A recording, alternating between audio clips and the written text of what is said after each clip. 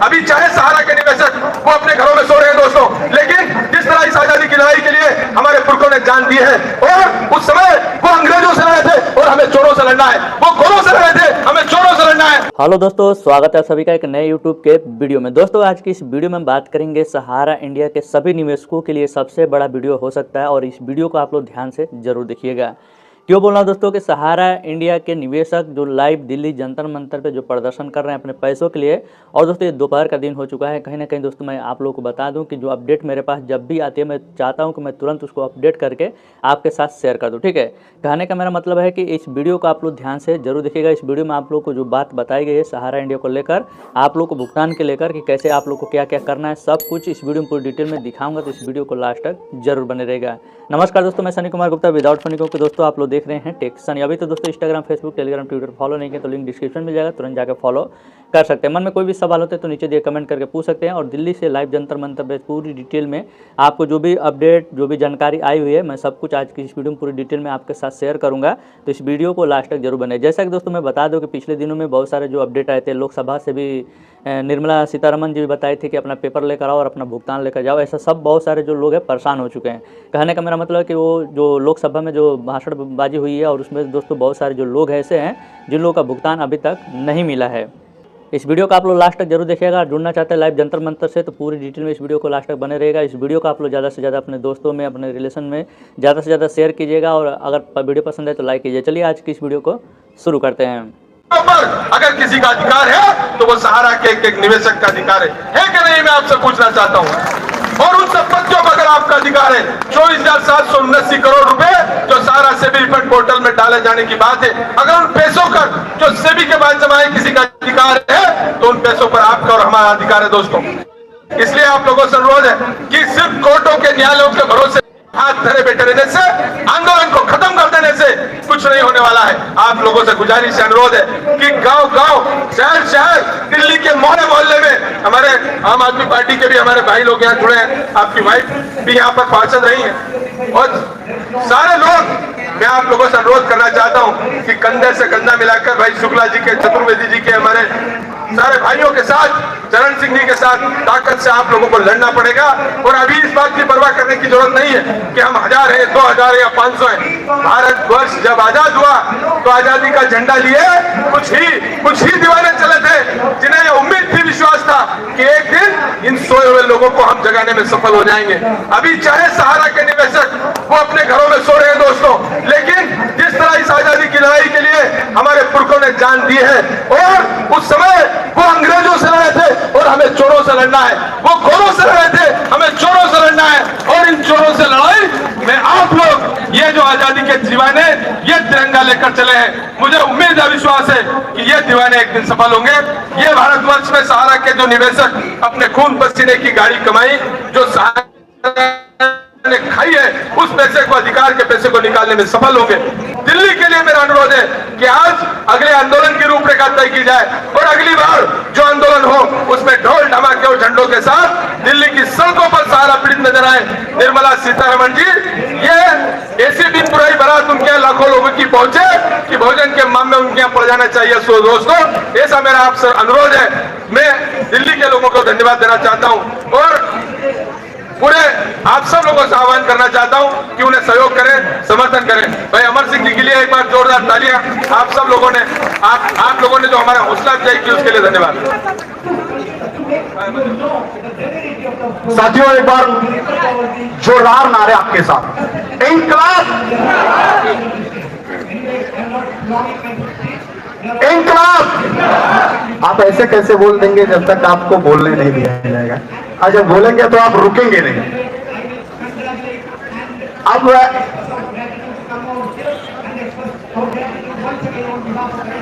लड़ाई 2018 से लड़ी जा रही है कंटिन्यू।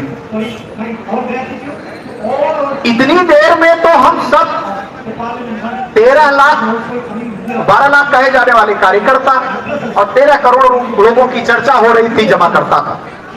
मुझे लगता है कि अगर 1 से 1% भी मेहनत किए होते तो देश में कोई भी सरकार की हैसियत नहीं थी कि सहारा के पीड़ितों के निवेशकों का पैसा अपने जेब में रख पाते। सरकारों की गलतियां, विपक्ष की गलतियां और तमाम राजनीतिक दलों के साथ साथ पत्रकारों की गलतियों को खोजते हम लोग आते हैं, लेकिन हम अपने गिरेबान में झांक कर कभी नहीं देख पाते कि गलतियां कहां से हैं।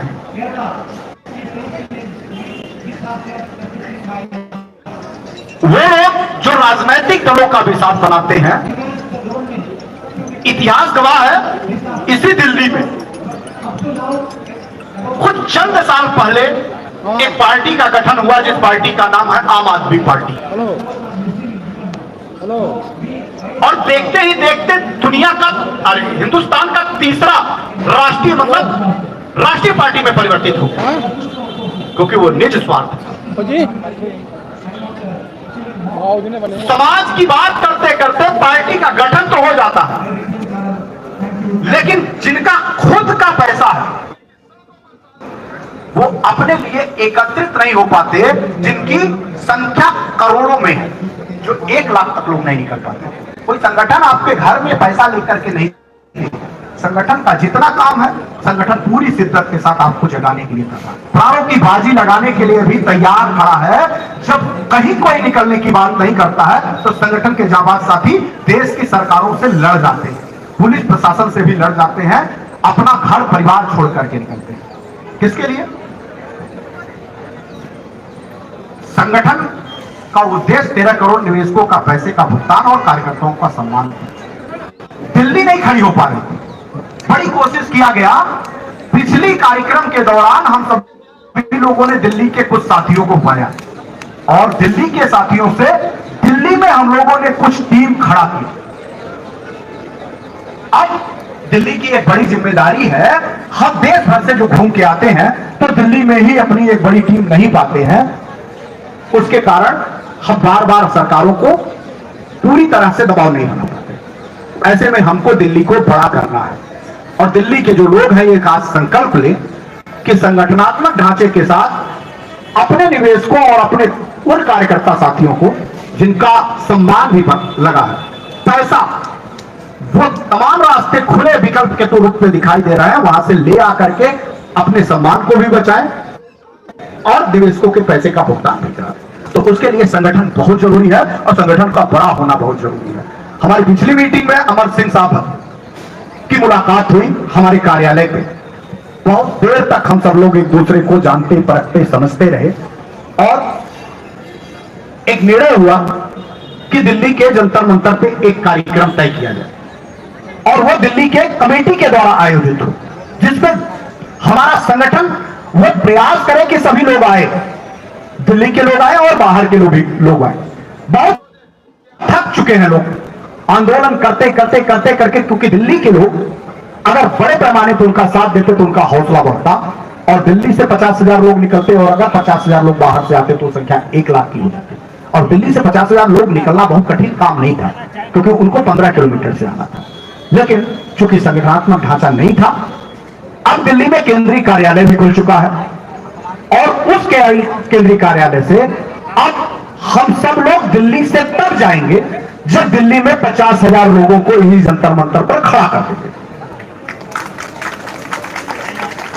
इस नाते हम लोगों ने यह तय किया है कि यह धरना अनवरत चलेगा, चाहे वो इस जंतर मंतर पे चले, सरकार परमिशन दे ना दे, या फिर हमको विभिन्न जगहों पे जाके परमिशन के आधार पे धरना प्रदर्शन करना पड़े।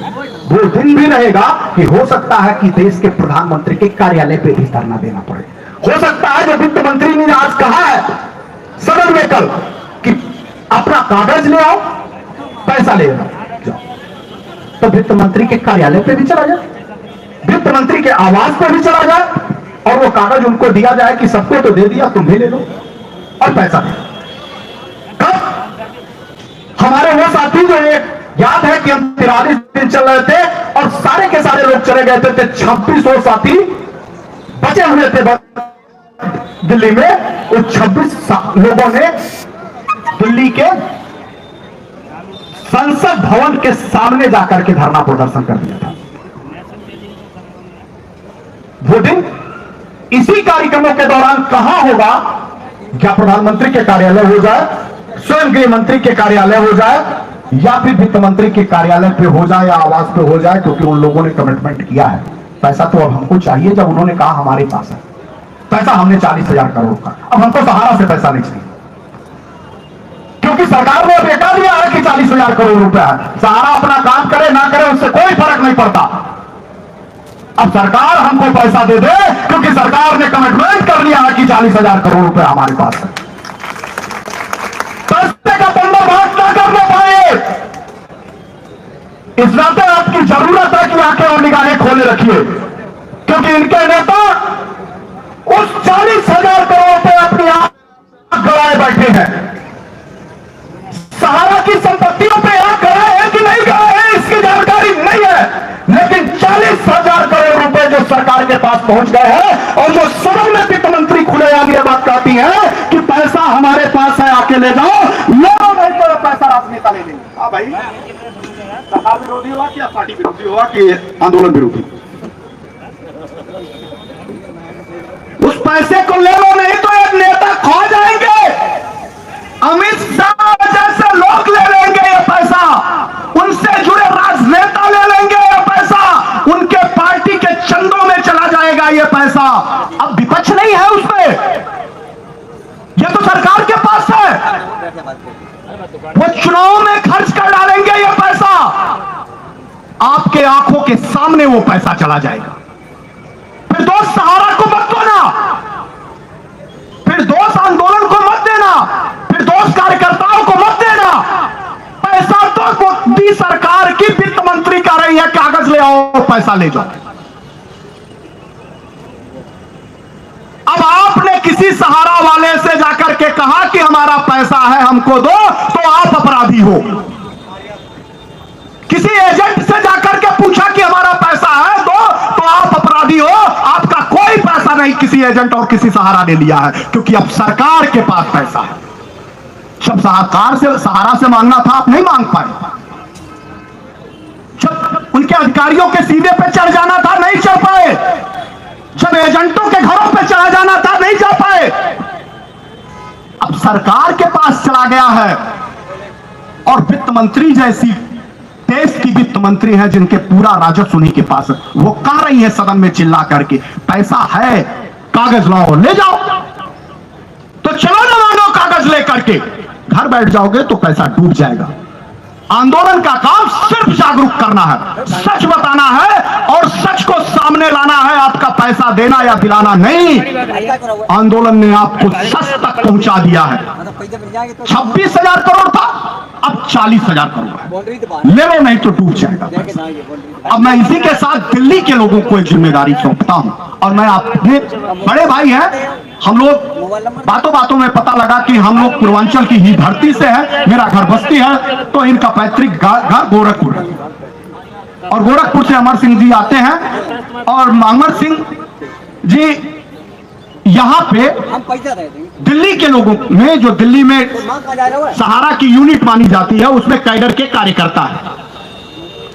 अब कैडर आप लोग तय करिएगा, आप लोग जानते हैं, लेकिन सीनियर मोस्ट कार्यकर्ता है, और पैसा तो इनको भी चाहिए और इनके निवेशकों को भी चाहिए। इनको भी मालूम हो गया है पैसा कहां है, इनका पैसा कहां है, सहारा की कंपनी के पास नहीं है। आज हमको भी मालूम हो गया, जब सदन में खुद वित्त मंत्री ये बोल रही हो, तो अब किसी दूसरे से पैसा मांगना जायज ही नहीं है और ना मांगना चाहिए। तो इसका मतलब दोषी है सरकार। सरकार से पैसा लीजिए और अपने निवेशकों को संतुष्ट करिए। इस नाते मैं अमर सिंह साहब को निवेदन करूंगा, इस संगठन के ढांचे में हम लोग, हमारे प्रदेश अध्यक्ष बच्चा मिश्रा जी हैं, प्रदेश महासचिव सरवर भाई है, कार्यालय के प्रदेश के प्रभारी हैं बच्चा मिश्रा जी हैं, और सफी मोहम्मद जी प्रदेश महासचिव हैं, और कार्यालय प्रभारी है सरवर भाई जी, और भी तमाम साथी हैं, किरण पांडे जी हैं, और भी तमाम लोग जो संगठन में जुड़े हैं वो है। उनके ऊपर एक ऐसे संरक्षक की जरूरत है जो उनको सही दिशा निर्देश देते हुए दिल्ली में एक बड़ी टीम खड़ा करे, आंदोलन को बढ़ाए। इस नाते हम लोग चाहते हैं कि अमर सिंह साहब को दिल्ली का संगठन का प्रदेश का प्रभारी बनाया जाए, कोऑर्डिनेटर। अब जैसा कि दोस्तों आज की इस वीडियो में पूरी डिटेल में दिखा रहा था दिल्ली से लाइव जंतर मंतर की जो बातें जो अभय देव शुक्ला द्वारा और संयुक्त ऑल इंडिया जन आंदोलन के द्वारा जो की जा रही है इस समय, तो उम्मीद करूंगा दोस्तों कि आज की इस वीडियो को देखने के बाद आप लोग को समझ में आएगा कि कितने लोग जा रहे हैं और कितने लोग लाइव प्रदर्शन में जुड़ रहे हैं। अगर आप भी जुड़ना चाहते हैं तो आप लोग दिल्ली के लाइव जंतर मंतर पर जाकर जुड़ सकते हैं।